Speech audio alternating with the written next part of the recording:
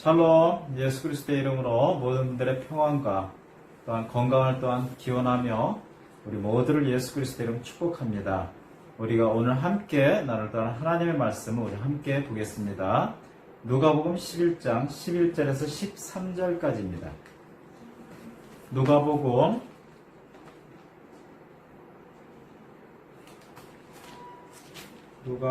11장 11절에서 13절 제가 읽겠습니다. 너희 가운데 누가 아비된 자가 있어 아들이 빵을 달라는데 돌을 주며 생선을 달라는데 생선 대신 뱀을 주겠느냐? 또 누가 알을 달라는데 정갈을 주겠느냐? 너희가 악하다 할지라도 너희 자녀에게 좋은 선물을 줄 줄 알거든. 하물며 하늘에 계신 너희 아버지께서 구하는 자들에게 성령을 주시지 않겠느냐라고 하시더라. 아멘. 전 세계 모든 사람들이 뉴스를 보면 굉장히 지금도 긴 아주 어둠의 터널을 지나고 있다고 말하고 있습니다. 그러면서 모든 사람이 느끼는 가장 어려움들이 경제적 문제라고 합니다. 급격히 치솟는 실업률이나 지역 봉쇄는 또 물론 모든 어떤 경제적 흐름들이 막히면서 특히 어떤 그런 하층 어떤 사람들, 즉 경제적 하층민의 실질적 어떤 그런 체감 온도는 최악이라고 말할 정도로 지금 굉장히 다들 힘들다고 합니다. 마찬가지 여기 인도네시아도 지금 벌써 한 2달 가까이 되는 시간 록다운이 되면서 저희도 어디에 나가질 못해요. 왜냐하면 고속도로를 막아놔갖고 어딜 나갈 수도 없고 모든 도로를 막아놔갖고 그냥 이 안에 꼭 갇힌 것처럼 그냥 지내고 있습니다. 그러면서 사실 모든 경제활동도 지금 허가를 받아가면서 진행할 정도로 굉장히 어려운 가운데 있습니다. 자, 우리가 오늘 보는 하나님의 말씀은 어떤 말씀이냐면 예수께서 말씀하시기를 우리가 무엇을 먹을까? 또한 이런 걱정하는 그런 모습들을 우리가 한번 생각해 보자는 겁니다. 성경에 보면 예수께서 뭐라고 말씀하시는 세상에는 걱정하는 새가 그러니까 무엇을 먹을까 걱정하는 새가 없고 무엇을 입을까 걱정하는 백합화가 없다고 말씀하셨습니다. 그러니까 우리가 이 말씀에 근거해서 본다면 우리 믿는 자들은 지금 이 어렵다고 하는 이 시간에 우리는 이 말씀을 통해서 우리 함께 귀한 은혜를 함께 나누고자 합니다.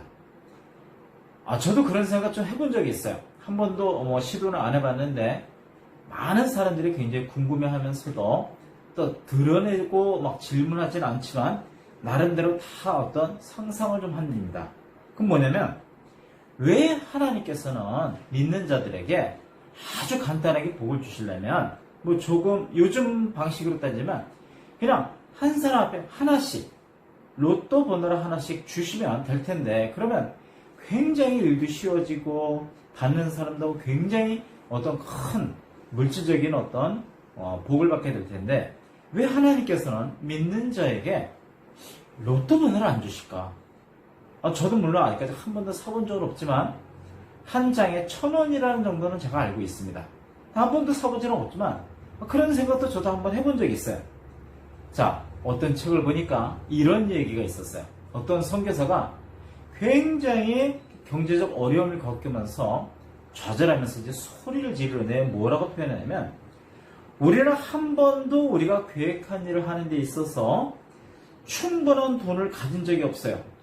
마치 하나님께서 내 등 뒤로 내 한 손을 묶고 일을 많이 하시게끔 하는 것 같아요 라고 하면서 뭐라고 표현하면 하나님 이건 매우 불공평해요 라고 표현하는 걸 우리가 보게 됩니다.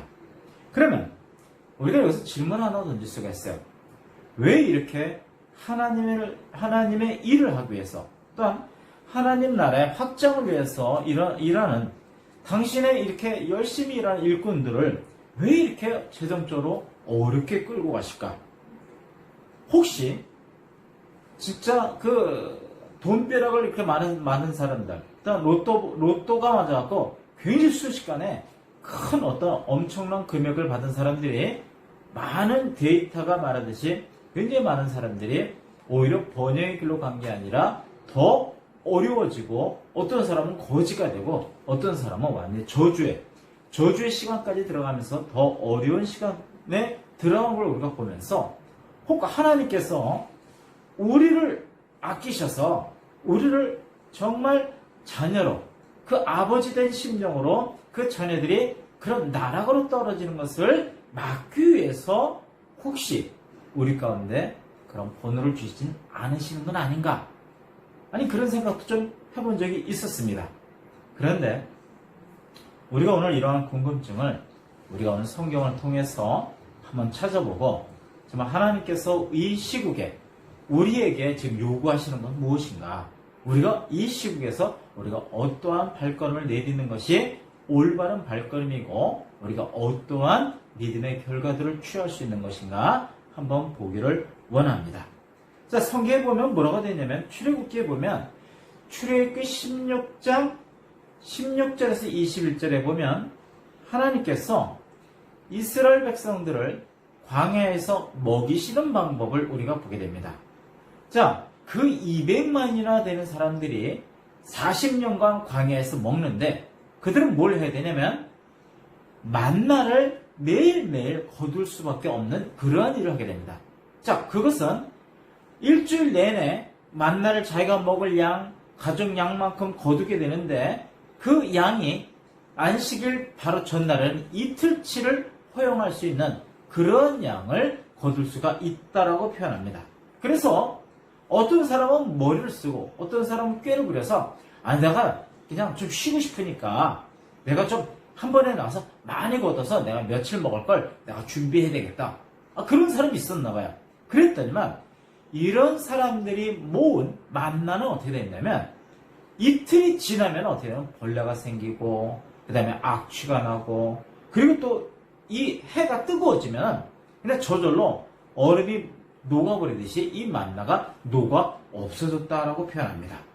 그러니까 그 하나님께서 이집트에서 구출한 그 하나님의 백성들, 하나님의 자녀들도 40년간 안식일만 빼고 매일매일 주 6일은 자기가 먹을 양식을 들에서 거둘 수밖에 없었던 그러한 모습을 우리가 보게 됩니다. 출애굽기 20장엔 10계명이 나옵니다. 근데 10계명 가운데 어떤 한 부분이 있는데 그 부분은 뭐라고 되어 있냐면 엿새 동안 내가 일할지니 내 모든 것을 할지니라.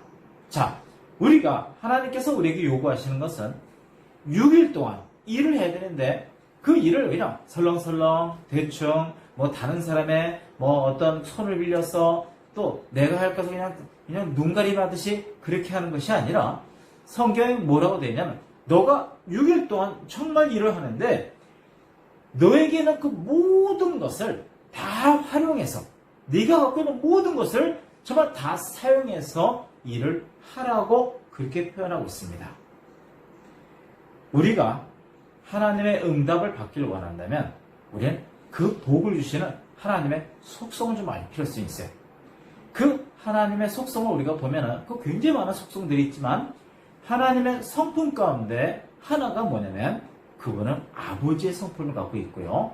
그분은 또한 그 아버지이시면서 그냥 아버지가 아니라 정말 우리를 위해서 자신의 독생자까지도 우리를 위해서 아낌없이 내놓는 그러한 아버지의 성품을 갖고 계시다는 겁니다.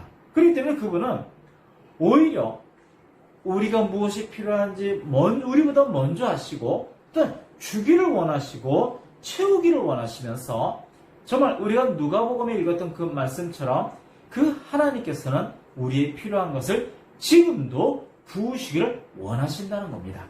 그러면서 그 하나님의 또 다른 속성은 그분은 성실하다는 겁니다. 하나님의 속성 가운데 하나는 성실하다. 그래서 우리가 그 하나님을 부를 때 뭐라고 표현하면 성실하신 하나님 이렇게 우리가 부르기도 합니다. 그런데 이 성실하신 하나님께서 당신께서 만드신 우리들에게 무엇을 심어놓는데 이 심어놓은 이 본능 가운데 하나가 뭐냐면 우리 가운데 어떠한 욕망이 있는데 그 욕망은 생산하고자 하는 욕망이 있다는 겁니다. 그래서 이 생산하고자 하는 욕망은 우리 본성 가운데 굉장히 깊이 뿌리가 내려 있어갖고 우리가 어떤 일을 시작해서 어떤 일을 정말 결과가 참 좋게 끝나고 완성이 됐을 때 느끼는 어떤 그러한 성취감을 통해서 우리가 자존감이 높아지고 또한 우리가 굉장히 기쁨도 느끼고 희열을 느끼게 만드는 그러한 욕구가 우리 가운데 다 있다라고 표현합니다. 그래서 누군가가 이런 말을 했습니다. 뭐라고 표현하냐면 세상에는 게으른 천재가 없대요. 그리고 또 세상에는 부지런한 거지도 없다라고 표현합니다. 저는 이 말 듣고 제가 굉장히 솔직히 동감을 했어요. 맞아. 정말 성공한 사람들, 천재라고 하는 사람들, 각 분야에서 정말 월등하다고 하는 사람들은 게으르지가 않더라고요. 또 보니까 길거리에 있는 노숙자나 이런 사람들 보면 부지런한 거지가 없어요. 부지런하지 않기 때문에 그가 거지가 된 거고 게을리기 때문에 그가 가진 것이 없다고 우리가 사실 다 알고 있습니다. 그러니까 하나님께서는 성경을 가만히 보면 당신의 자녀가 불로소득이나 일확천금을 순간적으로 확 얻는 것보다는 우리 모두가 땀을 흘리고 또한 노력하면서 또한 나아가면서 성취하는 모습을 우리 가운데 바라신다라고 우리가 보게 됩니다. 그래서 어떤 사람은 또한 이렇게 표현합니다. 게으름과 태만이 정말 진정한 저주라는 말을 합니다. 쉽게 말하면 우리 가운데 게으름이 있는 사람들은 이것처럼 저주가 없대요. 어떤 사람은 게으르니까 편하지 않느냐, 모든 게 정말 굉장히 안락하지 않느냐 그렇게 표현할지 모르지만 그 게으름과 그 태만은 결국 그 사람을 실패로 몰고 가게 하고 그 사람을 경제적 어려움에 빠지게 하고 그 사람을 굉장히 나락으로 떨어뜨리게 하는 굉장히 간접적인 놀라운 능력을 가진 저주라고도 표현합니다. 자, 그래서 우리가 많은 일례를 보게 됩니다. 그래서 많은 남자들이 굉장히 생산적인 일을 하다가 어쩔 수 없이 자기의 의지와는 상관없이 정년퇴직을 하게 되면 이렇게 열정적으로 일하고 열심히 일했던 사람들이 의외로 할 일이 없었고 빨리 다른 사람들보다 빨리 사망하는 그러한 사례들도 많다고 합니다. 그래서 우리가 보면 이런 여러 가지 모습을 보면 우리 충분히 일할 필요가 있고 그것도 조건은 뭐라고 하냐 그것도 열심히 일해야 된다고 분명히 말하고 있습니다. 그래서 우리가 만약 일을 하고 최선을 다하고 정말 열심을 다하고 열정을 다해서 나간다면 하나님께서는 우리 손으로 하는 일에 복을 보이신다고 표현하고 있습니다. 우리가 히브리서 11장 1절에 보면 이런 말씀을 알고 있습니다. 뭐라고 표현하냐면 우리의 믿음은 바라는 것들의 실상이고 보지 못하는 것들의 증거라고 표현하고 있는 걸 우리가 보게 됩니다. 즉 믿음이라고 하는 것은 어떤 일이 일어나기 전에 벌써 그 일이 일어났음을 내가 믿어버리는 거예요. 그리고 지금은 눈에 보이진 않아요. 지금 손에 잡히지도 않고 내가 느끼지도 못하고 내 눈으로 볼 수는 없지만 지금은 없지만 그것은 필요한 것은 내가 벌써 얻었음을 내가 아는 것이고 내가 그렇게 하시는 그 하나님을 신뢰하는 것이라고 표현하고 있습니다. 그러니까 우리가 갖는 그 믿음은 하나님에 대한 어떤 하나님의 갖고 계신 그 속성에 대한 확신이에요.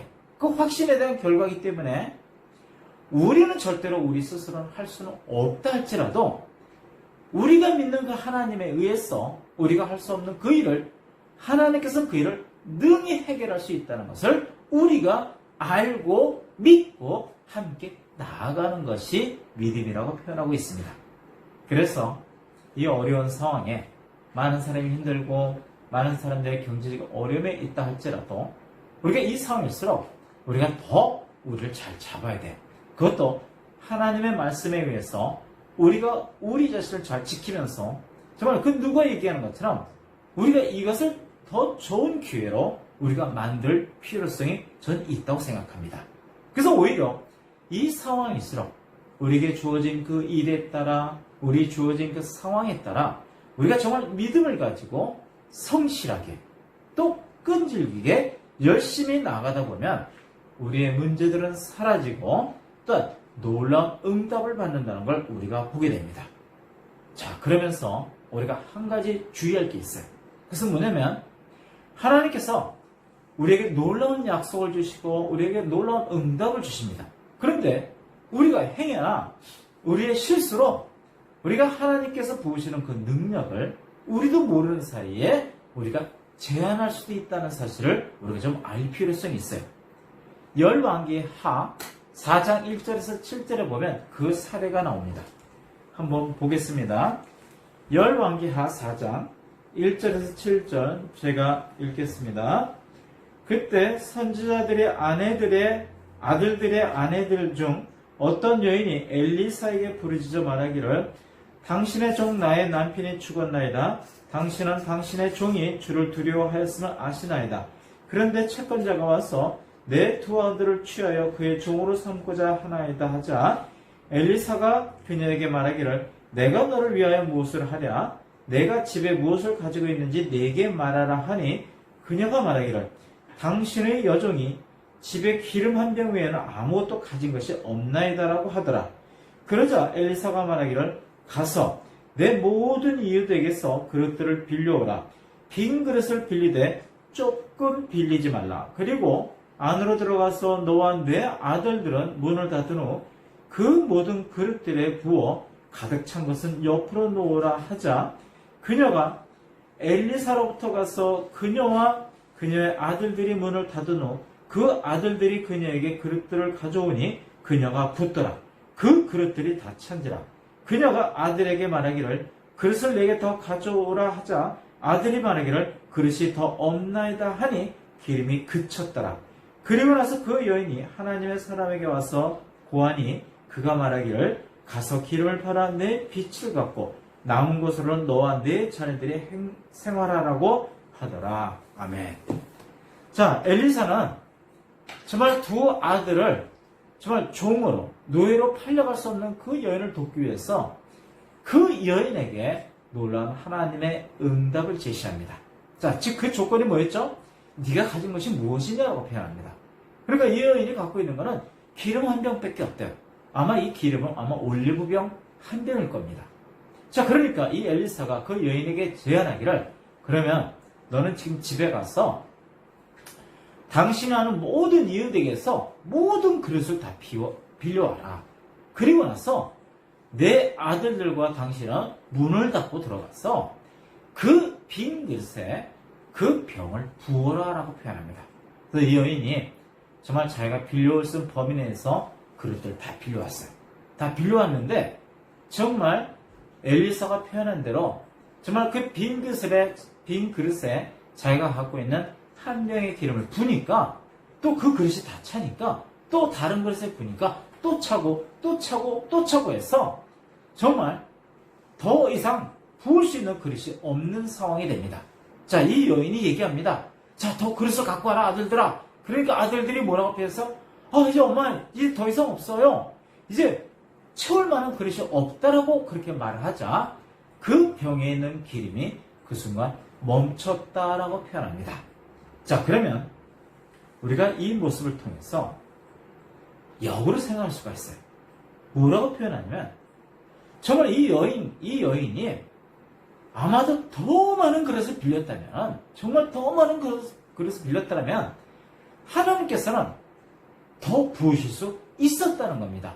엘리사가 표현하기 뭐라면 내가 빌릴 수 있는 모든 그릇을 다 빌려오라고 표현하고 있어요. 자, 그렇다면 굉장히 그러니까 우리가 저는 여기까지가 제 한도입니다.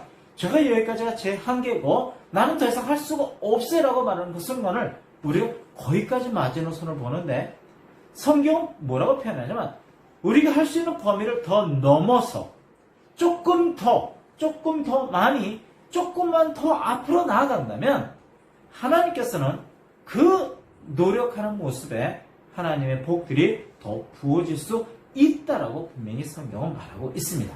그러니까 이 여인과 아들은 어떻게 보면은 자신들이 벌써 요 정도밖에 빌릴 수밖에 없다라고 표현한 그 모습 때문에 스스로 하나님께서 부으시고자 하는 그러한 놀라운 증가되는 기름을 스스로 제한할 수밖에 없는 모습을 보여줍니다. 그래서 우리가 마지막으로 다시 한번 하고 싶은 얘기는 우리의 목표를 조금 더 상향 조정하자. 우리가 스스로 우리의 목표를 조금 더 업그레이드해서 하나님께서 우리에게 부으시고자 하는 복을 우리가 다 정말 취하기를 원합니다. 그래서 하나님께서 우리에게 무엇을 약속하신다면 우리가 그 약속은 우리의 역할을 다 하는 것으로 그게 전자가 돼서 하나님께서 일하신다는 겁니다. 그래서 정말 하나님께서 그 일을 하라고 하셨는데 우리가 내키지 않는 마음으로 그냥 어쩔 수 없어서 그냥 또 남들이 다 하기 때문에 또한 아니면 그냥 뭐 휩쓸리는 분위기로 아니면 또 구경꾼 같은 모습으로 내가 움직인다면 하나님께서 우리에게 약속하신 그 말씀들은 우리가 스스로 그 약속을 늦출 수도 있고 오히려 우리 가운데 우리 스스로 하나님이 공급하시는 그 복을 우리가 제한할 수도 있다는 것을 우리가 명심해야 됩니다. 그러니까 결국 하나님께서 많은 것을 우리에게 공급하시기를 원하십니다. 그렇다면 우리가 그 주어지는 그 복을 우리가 제한 없이 우리가 다 받기를 원한다면 정말 열정 없이 일하는 것보다는 최선을 다해서 온 힘을 다해서 우리가 다 쏟아내야 될 줄로 저는 믿습니다. 제가 여담으로 오늘까지 이 동네를 18일째 걷기를 시작했습니다. 그러니까 제가 운동을 참 싫어하는 스타일인데 뭐 그래도 요즘 시국에 밤에 이제 제가 걷기를 시작했어요. 그래서 걷다 보니까 처음엔 4km 걷다가 이제 5km 걷다가 막 그렇게 걷다 보니까 안 걷던 사람이 이제 갑자기 걸으니까 막 발에 문제가 생겨요. 물집도 잡히고 그 다음에 막 발톱도 꼬맣게 변하기도 하고 막 뒤꿈치도 막 지금 뭐 굳은 살도 배기고 막 그러한 일이 생기는데 그래도 막 욕심을 내갖고 요즘 걷고 있습니다. 자, 그래서 뭐 며칠째 지금 7km를 걷고 있고요. 이제 제가 곧 도전 며칠 후에 이제 매일매일 10km를 제가 걷기를 원합니다. 자, 그런데 이 걷는 속도가 그냥 걷는 게 아니라 빨리빨리 걷는 거예요. 자, 그러다 보니까 우리가 다 아는 것처럼 놀라운 어떠한 결과를 보게 됩니다. 지금 벨트가 한 칸을 줄여서 입어야 될 정도로 그렇게 나름대로 변화가 생겼어요. 자, 이 얘기는 우리가 다 아는 사실입니다. 우리가 다 아는 사실이지만 사실 우리가 알면서도 행하질 않아요.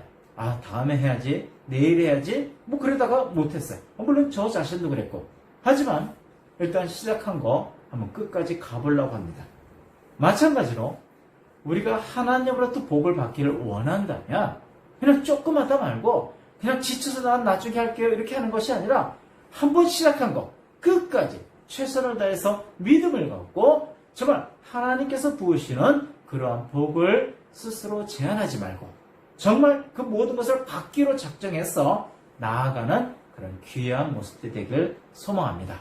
그래서 주어진 귀한 한 주간 우리의 모든 문제들에게 시편 37편의 그 말씀을 선포하세요.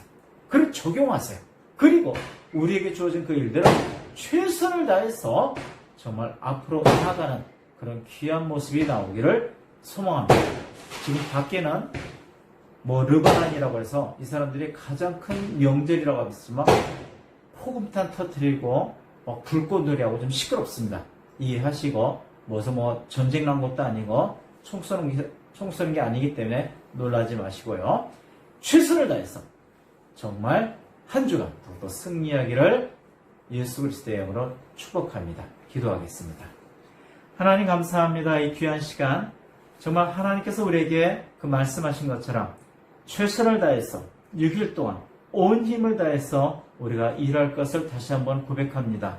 그리고 우리에게 주어진 그 많은 시간들 우리가 최선을 다하면서 나가면서 하나님께서 우리에게 주신 그 믿음에 따라 보이지는 않지만 아직 우리의 손에 잡히지는 않았지만 정말 보는 것처럼 얻은 것처럼 벌써 내가 사용한 것처럼 그렇게 믿는 믿음으로 우리를 인도하여 주시옵시고 또한 우리 스스로 정말 우리의 그릇들을 작게 만들어서 하나님께서 부으시고자 하는 복들을 제한하고 정말 받지 못하는 일이 일어나지 않도록 우리 스스로 더욱더 열정을 내고 욕심을 내며 나아가는 귀한 발걸음으로 주님 인도하여 주시옵소서.